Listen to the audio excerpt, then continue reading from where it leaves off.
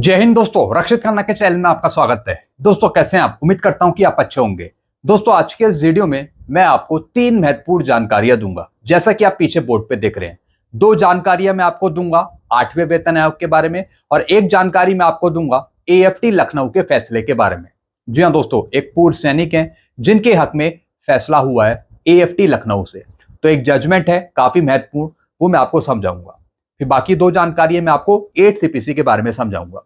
जैसे कि दोस्तों आप पीछे थंबनेल में देख रहे हैं, 8वें वेतन आयोग पर संसद में मोदी सरकार का बड़ा ऐलान। जी हां दोस्तों, केंद्र सरकार ने 8वें वेतन आयोग के बारे में संसद में बताया है, ताजा अपडेट दी है 8 सीपीसी के बारे में। और साथ ही साथ दोस्तों मेरे पास कुछ रिपोर्ट आई है, कुछ फर्म की रिपोर्ट आई है फिटमेंट फैक्टर के बारे में 8 सीपीसी के, वो भी मैं आपको आगे समझाना चाहूंगा। फिटमेंट फैक्टर बता दिया, कितना मिलेगा फिटमेंट फैक्टर? 1.92 या फिर 2.15 या फिर 2.46? कितनी आपकी पे पेंशन बढ़ेगी? 14% या फिर 34% या फिर 54%? जी हाँ दोस्तों, कुछ फर्म है जिन्होंने अपनी रिपोर्ट दी है, उन्होंने बताया है कि कितना फिटमेंट फैक्टर आपको मिल पाएगा और उसके हिसाब से कितनी आपकी पे पेंशन बढ़ेगी। तो दोस्तों यही सब जानकारियां मैं आपको दूंगा, इसलिए इस वीडियो को आप शुरू से लेकर आखिरी तक देखेगा। वीडियो में आगे बढ़ने से पहले एक छोटी सी अपील दोस्तों मैं आपसे करूंगा, जैसा कि मैं हर एक वीडियो में करता हूं। देखने में आया है कि 34% ऐसे पेंशनर्स हैं जो बिना चैनल सब्सक्राइब किए वीडियो को देख रहे हैं, जिससे क्या हो रहा है कि मेरे आगे आने वाले वीडियो के नोटिफिकेशन उनको नहीं मिल रहे। तो दोस्तों अगर आप मेरा वीडियो देखते हैं या फिर पहली बार चैनल पर विजिट कर रहे हैं, तो सबसे पहले आप चैनल को सब्सक्राइब करें ताकि मेरे आगे आने वाले वीडियो के नोटिफिकेशन आपको तुरंत मिल पाए। एक भी पैसे देने की जरूरत नहीं है, मैं एक भी पैसे की डिमांड नहीं करता, खाली वीडियो आप देखें और चैनल को आप सब्सक्राइब करें। चैनल का नाम है रक्षित खन्ना। चलते हैं दोस्तों पहली जानकारी की तरफ। पहली जानकारी दोस्तों मैं आपको दूंगा 8वें वेतन आयोग के बारे में। राज्यसभा में सरकार का जवाब 8 सीपीसी पे। जी हाँ दोस्तों, राज्यसभा में सरकार ने लेटेस्ट जवाब दिया है 8 सीपीसी के बारे में। और दोस्तों पूछने वाले सांसद कौन थे?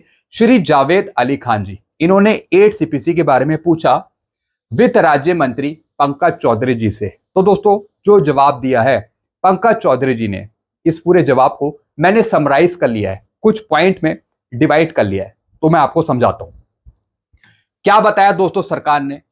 जनवरी 2025 में 8 सीपीसी के गठन की मंजूरी मिलने के बाद सरकार ने जनवरी और फरवरी में ही रक्षा मंत्रालय, गृह मंत्रालय, कार्मिक विभाग, दूसरे राज्यों से इनपुट मांगे थे। जी हाँ दोस्तों, जैसे ही सरकार ने जनवरी में 8 सीपीसी के गठन की घोषणा करी थी, जैसे ही सरकार ने बताया कि आगे चलकर पेंशनर्स को, सरकारी कर्मचारियों को 8 सीपीसी मिलेगा, जैसे ही गठन किया सरकार ने, वैसे ही सरकार ने काम शुरू कर दिया।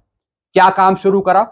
जो अलग अलग मंत्रालय हैं, जैसे कि रक्षा मंत्रालय या फिर गृह मंत्रालय या फिर डीओपीटी या फिर जो दूसरे राज्य हो गए, उनसे इनपुट मंगाने शुरू कर दिए 8 सीपीसी के। यानी सरकार कह रही है कि हम जनवरी से ही काम कर रहे हैं 8 सीपीसी पे, इनपुट मंगा रहे हैं अलग अलग राज्यों से, गृह मंत्रालय से, डीओपीटी से, ऐसा सरकार बता रही है। फिर क्या लिखा है? लेकिन अभी इनपुट पूरी तरह से प्राप्त नहीं हुए हैं, अभी कुछ इनपुट मिलने बाकी रह गए हैं। जी हाँ दोस्तों, सरकार ने बताया कि अभी इनपुट पूरी तरीके से नहीं मिले हैं, जो सुझाव हैं वो अभी तक पूरे नहीं मिल पाए हैं, अभी पेंडिंग में है, ऐसा सरकार ने बताया। और अभी भी इनपुट मिल रहे हैं। जी हाँ दोस्तों, अभी अगस्त चल रहा है, तो अगस्त में भी इनपुट मिल रहे हैं, राज्यों से सुझाव मिल रहे हैं, गृह मंत्रालय से, रक्षा मंत्रालय से, यानी अभी काम चालू है इनपुट मंगाने का, अभी खत्म नहीं हुआ और अभी भी इनपुट मिल रहे हैं। अभी इनपुट मिलने की प्रतिक्रिया पूरी नहीं हुई, यानी काम अभी चालू है, सुझाव मंगाए जा रहे हैं और सरकार को मिल रहे हैं सुझाव। 8 सीपीसी में देरी होना राजकोषीय कारण नहीं है। जी हाँ दोस्तों, सवाल पूछा था क्या 8 सीपीसी जो देरी से मिलेगा, क्या उसके पीछे कोई राजकोषीय कारण तो नहीं है, कोई आर्थिक कारण तो नहीं है? तो सरकार ने कह दिया कि नहीं, राजकोषीय कारण नहीं है, कोई आर्थिक कारण नहीं है। जो 8 सीपीसी में देरी होगी या फिर जो देरी हो रही है, जैसे कि टर्म ऑफ रेफरेंस नहीं मिले, अध्यक्षों की नियुक्ति नहीं हुई, इसके पीछे का कारण है इनपुट।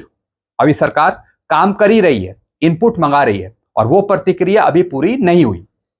फिर पूछा कि कब तक 8 सीपीसी मिलेगा, क्या इसका कोई टाइम निश्चित है? कोई टाइम तो बताइए कि कब तक टर्म ऑफ रेफरेंस जारी हो जाएंगे, अध्यक्षों की नियुक्ति कर ली जाएगी, कोई निश्चित टाइम बताइए।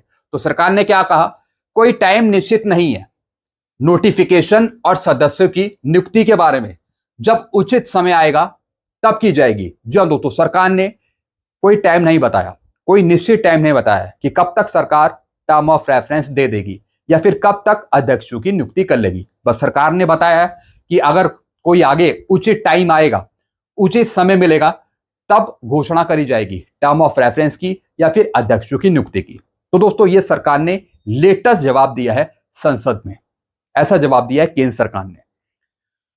फिर दोस्तों अगली जानकारी मैं आपको दूंगा, ब्रोकरेज फर्मों ने दी अपनी रिपोर्ट 8 सीपीसी पर, समझिए टेबल में। जी हाँ दोस्तों कुछ ब्रोकरेज की फर्में हैं, अलग अलग फर्में हैं, उन्होंने अपनी रिपोर्ट दी है 8 सीपीसी के बारे में, फिटनेस फैक्टर के बारे में। दोस्तों वो रिपोर्ट मैं आपको समझाना चाहूंगा। 8th pay commission brokerage projection report. जी हाँ दोस्तों, अब दोस्तों ये ब्रोकरेज क्या है? ये है फर्म, जो अलग अलग फर्म है, उन्होंने अपनी रिपोर्ट दी है 8 सीपीसी के बारे में कि सरकार इतना फिटनेस फैक्टर दे सकती है, इतनी आपकी पे पेंशन बढ़ोतरी कर सकती है। सबसे पहली ब्रोकरेज है, सबसे पहली फर्म है एम्बिट कैपिटल, दूसरी फर्म है कोटक इंस्टीट्यूशनल इक्विटीज। जी हाँ दोस्तों, ये दो फर्म है, दो ब्रोकरेज है जिन्होंने अपनी जानकारी दी है। इन्होंने बताया कि फिटनेस फैक्टर हो सकता है 1.82, 2.15 या फिर 2.46, और अगर 1.82 आपको दिया जाता है तब आपकी प्योर पेंशन कितनी बढ़ेगी? 14%। अगर 2.15 दिया जाता है फिटनेस फैक्टर 8 सीपीसी का, तब आपकी पेंशन बढ़ेगी 34%। अगर 2.46 दिया जाता है तब आपकी पेंशन बढ़ेगी 54%। यानी सबसे ज्यादा फायदा पे पेंशन में होगा जब आपका फिटनेस फैक्टर 2.46 आपको दिया जाएगा। हालांकि दोस्तों इन्होंने अप्रॉक्स बताया, लाइकली बताया कि 1.82 भी मिल सकता है, 2.15 भी मिल सकता है और 2.46 भी मिल सकता है, और इसके आधार पे 14%, 34% और 54% की बढ़ोतरी हो सकती है। दोस्तों ये बताया एम्बिट कैपिटल ने, जो एम्बिट कैपिटल की रिपोर्ट है। फिर दोस्तों यहां पे कोटक इंस्टीट्यूशनल इक्विटी ने बताया, जो दूसरी फर्म है, इन्होंने बताया कि 1.80 भी मिल सकता है फिटनेस फैक्टर, 1.80, और अगर 1.80 मिलता है तो कितनी आपकी पेंशन बढ़ेगी? 13%। तो दोस्तों ये फिटनेस फैक्टर तो हमें नहीं चाहिए, हमें ज्यादा फिटनेस फैक्टर चाहिए ताकि हमारी पे और पेंशन ज्यादा बढ़ पाए। तो दोस्तों संगठनों ने डिमांड पहुंचाई है कि ज्यादा फिटनेस फैक्टर दिया जाए, 2.86 या फिर 2.46 के आसपास, ताकि पे और पेंशन कम से कम 54%, 50% तो बढ़े। तो दोस्तों ऐसा संगठन ने कहा है, लेकिन जो ब्रोकरेज की रिपोर्ट है, फर्म की रिपोर्ट है, वो बता रही है 1.82 या फिर 2.15 या फिर 2.46, और कोटक ने बताया 1.80। 8th pay commission update, ambit capital and Kotak institutional equities see sharpest pay hike in year of central government staff. इन्होंने बताया कि इस तरीके से हम अपनी रिपोर्ट दे रहे हैं फिटनेस फैक्टर के बारे में या फिर पे पेंशन बढ़ोतरी के बारे में। 1.82 अगर आपको मिलता है तो सीधा 14% की बढ़ोतरी होगी आपकी पे और पेंशन में। तो दोस्तों क्या आप 1.82 फिटनेस फैक्टर लेना चाहेंगे? जरा कमेंट करके बताइएगा।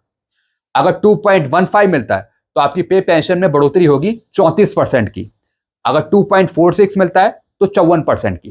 तो ज्यादातर संगठन कह रहे हैं कि 2.46 मिले, ज्यादा फिटनेस फैक्टर मिले, ताकि पे और पेंशन ज्यादा बढ़ सके। फिर दोस्तों एक तरफ इन्होंने एग्जाम्पल बताया कि अगर किसी की बेसिक पे 50,000 है और अगर 1.82 फिटनेस फैक्टर दिया जाता है और उसमें 14% की इंक्रीजमेंट किया जाता है, 14% का, तब दोस्तों पे हो जाएगी 57,000। अगर 2.15 फिटनेस फैक्टर जाता है और अगर उसमें 34% की बढ़ोतरी करी जाती है तब पे हो जाएगी 67,500, और अगर 2.46 फिटनेस फैक्टर दिया जाता है और अगर उसमें 54% की बढ़ोतरी करी जाती है, मान लेते हैं कि भारत सरकार 54% की बढ़ोतरी करती है, तो दोस्तों आपकी पे हो जाएगी 50,000 से बढ़कर 77,500। और अगर दोस्तों 1.80 फिटनेस फैक्टर दिया जाता है और अगर उसमें 13% की पे और पेंशन बढ़ाई जाती है, तब दोस्तों आपकी बेसिक हो जाएगी 56,500। तो दोस्तों जितना कम फिटनेस फैक्टर होगा उसी के हिसाब से आपकी पे और पेंशन कम होगी। इसलिए फिटमेंट फैक्टर ज्यादा की डिमांड करी जा रही है कि महंगाई को देखते हुए कम से कम 2.0 से ज्यादा फिटमेंट फैक्टर मिले, 2.40 2.57 के आसपास ऐसा डिमांड करा जा रहा है। बाकी देखेंगे कि भारत सरकार क्या कहती है। चलते हैं दोस्तों अगली जानकारी की तरफ। आखिरी इंफॉर्मेशन मैं आपको दूंगा। 40 वर्षों बाद टूटा अन्याय का सन्नाटा, पूर्व सैनिक को एएफटी लखनऊ से मिला न्याय। जी हां दोस्तों, 40 साल बाद एक पूर्व सैनिक को न्याय मिला एएफटी लखनऊ से। दोस्तों एक जजमेंट मैं आपको दिखाऊंगा, और दोस्तों ये जजमेंट है एएफटी लखनऊ का। जी हां दोस्तों, एक पेंशनर्स हैं जिन्होंने कोर्ट केस किया।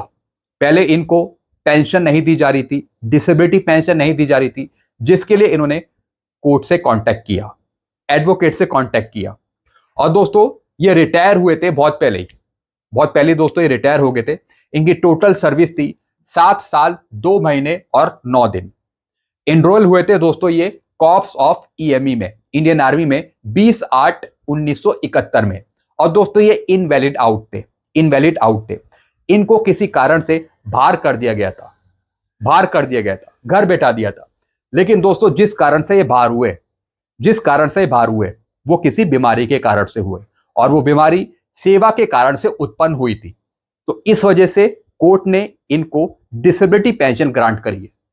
दोस्तों इनकी जो डिजीज थी, जो बीमारी थी, वो थी इस्केमिक हार्ट डिजीज। जी हां दोस्तों, हार्ट की बीमारी थी, जिसके चलते कोर्ट ने इनकी डिसेबिलिटी पेंशन स्वीकार करी है।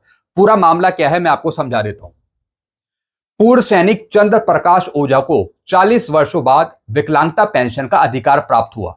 चंद्र प्रकाश ओझा की बीमारी इस्केमिक हार्ट डायलिसिस सेना की सेवा के दौरान उत्पन्न हुई थी। जी हां दोस्तों, इन्हें बीमारी थी दोस्तों हार्ट की, जिसे हम बोलते हैं इस्केमिक हार्ट डिजीज।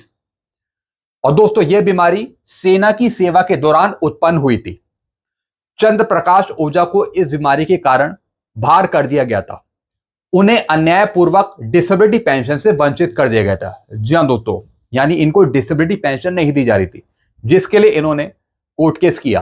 कोर्ट ने उन्हें 20% डिसेबिलिटी पेंशन, जिसे नियम अनुसार 50% मानकर पेंशन प्रदान करने का आदेश दिया। जी हां दोस्तों, अगर आपकी 20% डिसेबिलिटी है तो उसे राउंड ऑफ करके 50% करा जाता है। तो कोर्ट ने यही आदेश सुनाया कि इनको डिसेबिलिटी पेंशन ग्रांट करी जाए। दोस्तों मैं आपको जजमेंट भी दिखा देता हूं, जो फाइनल कोर्ट ने कहा वो मैं आपको पढ़वा देता हूं। In view of the above, the original application इतना deserve to be partly allowed, hence partly allow the impugned order are set aside, the disability of the applicant is held as aggrieved. जी हां दोस्तों, यानी सेवा के दौरान से उत्पन्न हुई इनकी बीमारी है। To by army service 20% for life, the respondent are directed to grant disability pension. जो रिस्पॉन्डेंट है उनको यह आदेश दिया है कि इनको डिसेबिलिटी पेंशन ग्रांट करी जाए, यानी जो 20% है उसको राउंड ऑफ करके 50% दिया जाए। फिर क्या लिखा है दोस्तों, the respondent are directed to grant disability pension. ये मैंने आपको बता दिया कि 20% जो है डिसेबिलिटी पेंशन, उनको राउंड ऑफ करके 50% देने का आदेश यहां पे सुना है। साथ ही साथ जो 4 मंथ के अंदर इनको भुगतान करने का आदेश दिया है, 4 महीने के अंदर पेंशन डिस्बर्सिंग एजेंसी को। अगर भुगतान नहीं होता तो 8% का ब्याज देना होगा पेंशन डिस्बर्सिंग एजेंसी को। दोस्तों ऐसे बहुत से मामले होते हैं जिसमें पूर्व सैनिक हो गए या फिर जवान हो गए, किसी डिसेबिलिटी से वो पीड़ित है, यानी कोई बीमारी है, लेकिन कई बार पेंशन डिस्बर्सिंग एजेंसी उनको डिसेबिलिटी पेंशन ग्रांट नहीं करती। तो दोस्तों आप सीधा कोर्ट जा सकते हैं, कोर्ट से आपको न्याय मिलेगा। जैसे कि इन पूर्व सैनिक को मिला 40 साल बाद, इनको डिसेबिलिटी पेंशन अब मिलेगी और पूरा जो बकाया है वो भी इनको दिया जाएगा। तो दोस्तों बस यही जानकारियां थी जो मैं लेके आया था। आई होप सारी जानकारी आप अच्छे से समझ होंगे।